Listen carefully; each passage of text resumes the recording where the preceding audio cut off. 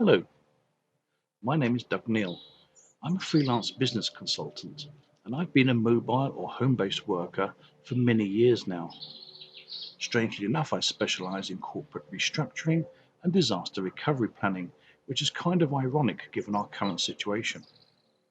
But for those companies that I've worked with for the past 10 or so years, well, it's paying off now, isn't it? So for many years now, I haven't actually worked full-time in an office environment. I've hot desked, I've moved from building to building, but mainly I've worked from home. So the current situation of working at home is actually quite the norm to me. When I talk to friends and colleagues on the phone or over Skype, they often ask me, how do you cope with or what did you do about? In these unprecedented times, many of us are finding ourselves working at home, maybe for the first time. And this can leave us with a feeling of being lost, disorientated, isolated, and cut off. So I got to thinking that others may be struggling with the working at home issue as well. So I put together this short video on tips and techniques that have served me well over the recent years, and I'll share them with you in the hope that maybe one or two of them might make life easier for you. It's important to remember that there's no right or wrong way when working at home. It's all about what works for you. You may need to take that in conjunction with your employer, obviously, but it's about what works for you. My video is not a rigid set of rules, and some things I suggest may not be practical for you, so we need flexibility. But I'm hoping that the guide that I've created, which is based on things that have worked for me personally, will be of use to you. For ease of reference, I've broken this into various sections. Firstly, we'll look at equipment. What do you need in order to work at home? That's a fairly obvious section, but it's important that we talk about it. Then we'll talk about the environment. You might notice that I've changed from the garden into this 3 foot by 3 foot little cubicle space. Then we'll talk about dress code. Again, you may notice that I'm no longer wearing a t-shirt, I'm now wearing a casual shirt. Then we'll talk about working time. What hours do we work? Again, that's a controversial session. Then we talk about work breaks. Again, very controversial, but we should be taking regular breaks. Next, we'll talk about people contact. So how do we avoid this loneliness and this cut-off feeling by not having physical contact with people? And to wrap up with my hobby horse, taking backups and backing up your data. So let's make a start.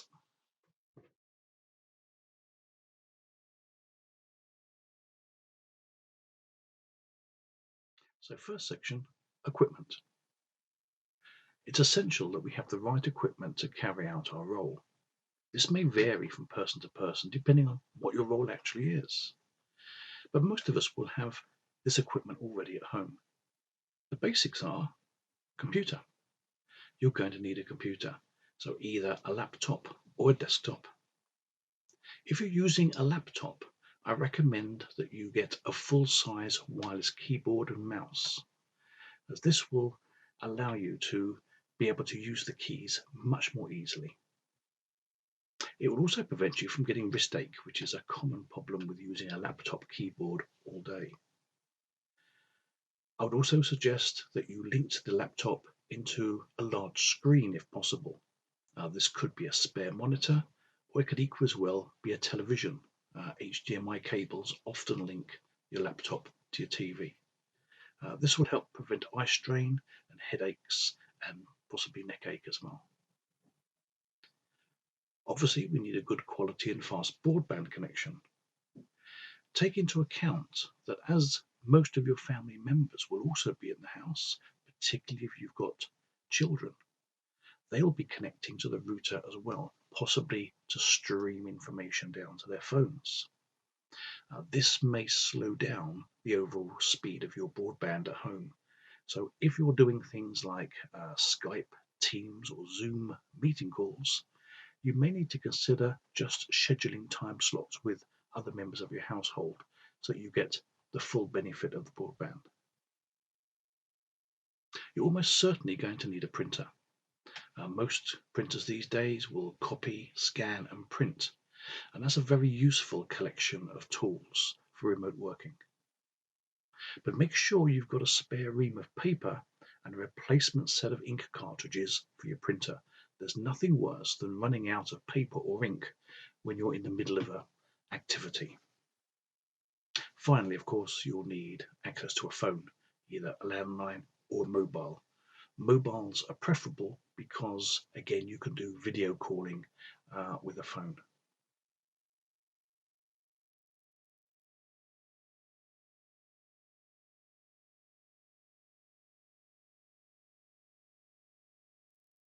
The next section is about environment. So, okay, we have our equipment, but where are we going to work? I would strongly discourage working on the sofa with a laptop balanced on your knees. There'll be too many distractions, and the posture will almost certainly be wrong, and that can lead to headaches, neck ache, backache, arm, wrist ache, the list goes on. Similarly, I would not recommend working laying on your bed with your laptop because the same reasons. You may recall at the start of this video, I was in my garden. Whilst this is a great place to read and think, it does not make a good environment for video calls. There are simply too many distractions, as you may have found in the opening scene. You certainly will now have pointed it out. Birds chirping, cars passing, someone mowing their lawn, and the noise from neighbours. Not to mention the distraction of the viewer trying to look behind me to see the garden. So I suggest you find a quiet area in your home, or as quiet as possible, and you claim that space as your workspace. This is important for many reasons. Firstly, it tells other members of your household that when you're in this space, you're working, so leave me alone. It tells your subconscious that you're working, and this also is very important, particularly while we're all in this lockdown mode, because mentally you need to separate work time from non-work time, and having a dedicated space helps with this. So find yourself a space. Ideally, that space would be a spare bedroom or a study, but we do not all have the luxury of these facilities. So think about what space you can claim within your house. It doesn't need to be a huge area. As I said, I'm working in a 3 foot by 3 foot area, and it's quite adequate. So think about a corner of the dining room, or maybe an area in the hallway if it's adequate and not too noisy. The important thing is that the area is relatively quiet and separate from the other activities that the household may be involved in, so you're not distracted by the TV or by games that might be going on in other parts of the house. Using a corner of the living room is not ideal, as there'd be too many distractions from other household members, but for some of us there may not be any choice. Certainly if we can actually face the wall rather than into the room, that will eliminate some of the distractions. Having found a nice quiet workspace, you need a comfortable chair. Comfortable chair is very important. You could be sitting there for many hours a day, so a dining chair or a garden chair will simply become very uncomfortable. If this is all that is available, then consider padding the chair out with blankets and cushions to make it more comfortable. You should also have a small flat table or flat surface on which to host your laptop or computer, ideally with enough space at the side for whatever documentation you will need to refer to. The chair itself ideally should be adjustable in height. May not be possible, but that will be the ideal. Remember the golden rules of desk posture in order to prevent neck ache, backache, arm and wrist pain. Ideally,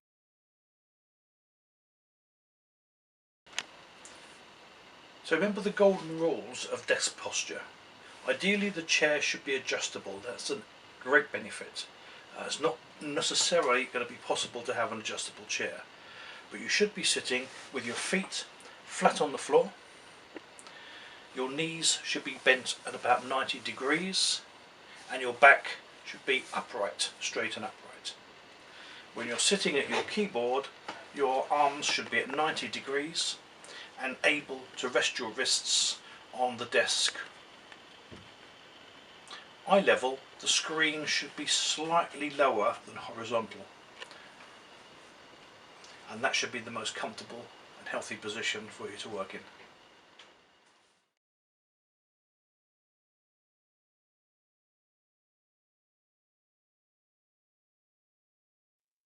So, moving on. Dress code. In addition to setting up a dedicated workspace, something that I've always found very useful is to wear different clothes when I'm working. This has the effect of telling me and other members of my household that I'm in work mode. I'm not suggesting that you wear formal business attire, but I'm suggesting that you're much less likely to start that DIY job or a spot of spring cleaning when you're wearing smart casual clothes. Remember the opening sequence when I was in the garden? I was wearing a casual t-shirt, and at any moment I may have sprung up and started pulling weeds out the garden or rearranging the garden. For the remainder of the video, I've changed into a smart casual shirt. I wouldn't dream of starting gardening or a DIY project in my casual shirt. So psychologically, it tells me that I'm in work mode, and when I've finished, I would change into my t-shirt because I'll be in home mode. Your work clothes don't need to be business dress, just something that separates work from home. Again, by doing this, it also informs other members of your household that you're actually at work. Personally, I find a smart pair of chinos and a casual shirt does the job. It doesn't need to be formal. A t-shirt and jeans tells me I finish work, I can relax, maybe do that DIY job.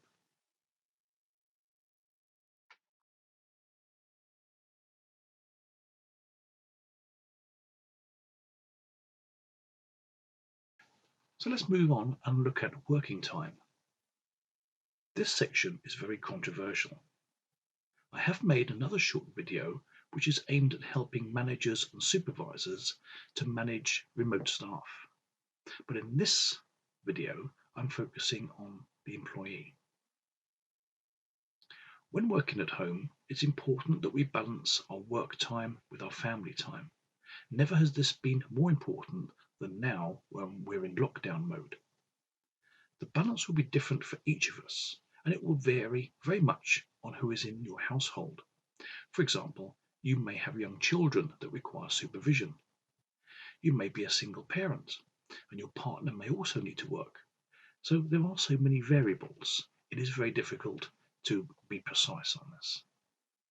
But firstly, don't be afraid to discuss working hours with your line manager. They should be receptive to this and offer you a degree of flexibility depending on what your job is and how it works and how it interacts with other people. But let's consider some basic principles for working at home. If you have a dedicated workspace, as we discussed earlier, then it's entirely possible that you'll be much more productive working at home than you will be when you're working in an office. This is mainly because you can focus on a task and you'll have far fewer distractions and interruptions that would occur normally in an office environment. So I'm suggesting that you could get 7.5 hours work completed in 4 to 5 hours. This is based on working 9 to 5:30 with an hour for lunch. Gives me the 7.5 hours. Think about it for a moment. We arrive in the office. The first thing we normally do is grab a coffee. Then we have a chat with our colleagues about last night's TV. And when we actually start work, there'll be interruptions from colleagues, phone calls, meetings, there'll be tea breaks, there'll be lunch hour, probably a few daydreaming sessions. Apart from the daydreaming sessions, working at home eliminates most of the rest. So, my suggestion is to put on some smart casual clothes, get yourself the coffee, tell the rest of the household that you're in work mode, and go to your quiet, dedicated area. Notwithstanding the shorter working day because you're more focused, many managers may also be open to flexible hours. This is particularly helpful if you have to balance working at home with childcare or a partner that also has to work. Perhaps one of you can work in the mornings and the other in the afternoon, or perhaps some of the tasks can be carried out during the evening. Working at home is not a 9 to 5:30 lifestyle. If you and your partner both need to work at home, consider staggering the hours so you can both use the same dedicated workspace and children have full day supervision. Other solutions include setting up a timetable for children to study that mirrors your work schedule. Make use of material that's been made available from schools and the BBC. Perhaps record educational programs that can be built into the child's day. Basic rule, and I cannot emphasize this enough, is that it's vital that the members of your household learn when you're in work mode, i.e., the smart clothing and dedicated workspace, and when you're in home mode.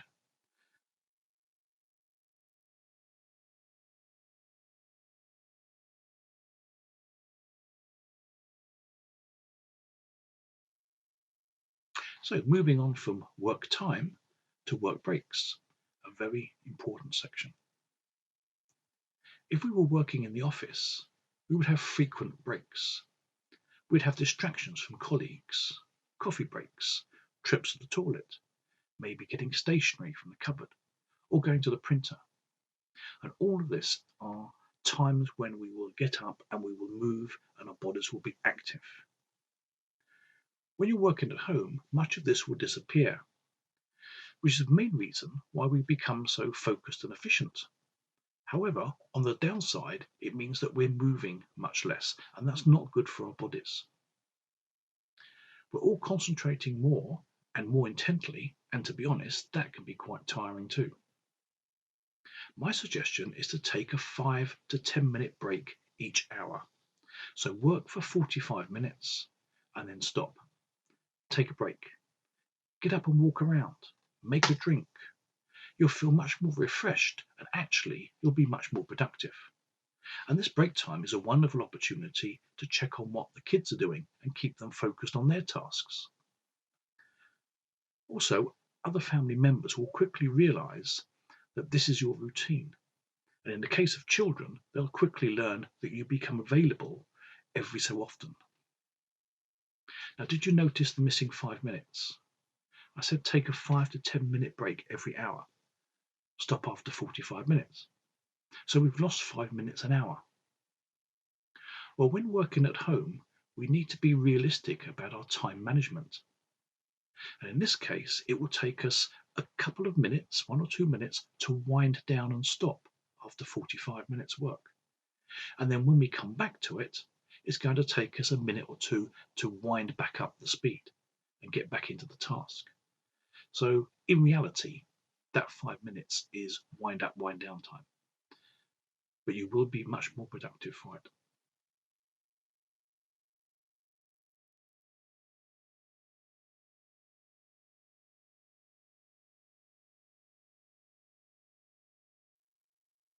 The next section, I talk about people contact. One of the biggest issues I hear about working at home is the lack of human contact. We miss talking to our colleagues and generally socializing. But why does this need to be the case? Most of our activities are carried out via email or telephone. These days, we often have meetings using conference call technology such as Skype, Teams, and Zoom. When nothing changes, all of this is still available to us. The only aspect that we're missing are that the colleagues and team members aren't physically around us, so we can't go and poke Fred or pinch a stapler off of Alice. But there's no reason why we should not speak to them once in a while, just like we would if we were in the office. But this time we do it by video call or phone. I think given the current situation, They will be just as pleased to hear from us as they would normally in the office. And it doesn't always have to be a work-related call. In my accompanying video, aimed at helping managers manage remote teams, I suggest that managers should set up a short, maybe 30-minute conference call each day with the entire team. Part of this may be to assign tasks and coordinate activities and keep everybody on the same path. But also part of this should be just to have a chat. How is everyone? Anything to share? You'll be surprised at how inventive people can be, and sharing ideas can be very productive.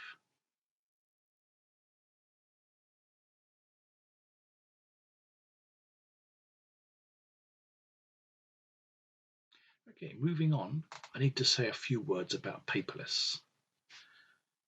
I recall from my days in an office how easy it was to press the print key, and at the end of the day I had a wastebasket full of A4 paper.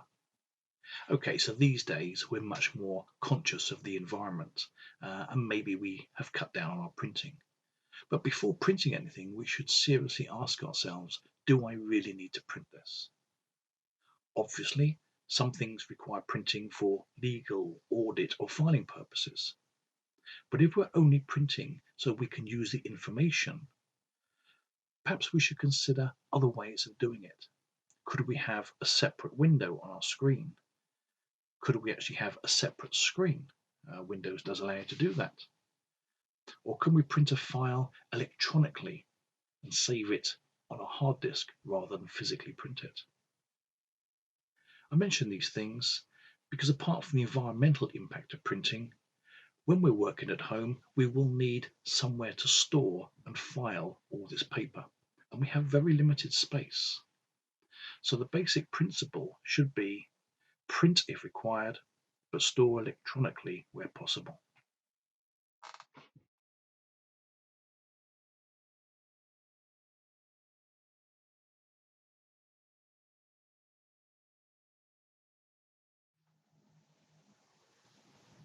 Okay, and the last section is my hobby horse, backups and archiving. So in most cases, we're probably connecting remotely to our corporate systems. So the company's IT department will almost certainly be taking care of the backup and security of data and files. But just be mindful that if you create any files on your local computer, it's absolutely vital that you take steps to back these up. And that comes back to my previous section on printing. If you're printing paperless, you're saving it on your hard disk instead of printing it, chances are that's not going to be backed up corporately. You're going to need to do manual backup. My recommendation would be to use a freestanding USB external drive. These are easily available both online and in computer shops, and they're relatively inexpensive. But if you do it, back it up daily. So finally, I hope the ideas and experiences that I've shared in this video will be useful to you going forward. In summary, the key points were equipment. Ensure that you have the necessary equipment to carry out your job, and make sure you have spare paper and spare ink. Environment. You'll be most efficient and comfortable if you establish a small dedicated work area and adhere to the guidelines for sitting at a computer screen. Dress code. Don't wear your normal clothes when you're working. Wear smart casual in work mode and change into home casual when you finish work. Working time. Forget the 9 to 5:30 routine. Working at home is different and much more flexible, and you'll be more focused. People contact. Just because we're separated doesn't mean that we can't still talk, chat, and communicate with our friends and colleagues. And backups. Regularly back up data and files that are on your computer. And I'll just add one in there. Update. Let me know how you're getting on and whether this video proved of any use to you. I can be contacted at WAH, that's working at home, wah@neilsolutions.co.uk. To be honest, once you get used to working at home, you'll probably find that you enjoy the flexibility that it brings, and the idea of going back to the norm probably won't apply. I think the world will be a different place and there'll be a lot more home workers in the future. But should you have any questions about home working, or if you have any ideas to share, please let me know. Again, you can contact me at wah@neilsolutions.co.uk. Who knows, there may be a follow-up video. In the meantime, thank you for watching. I hope it's useful to you, and please pass the link on to your friends and colleagues so they can find it useful too. Thank you for watching.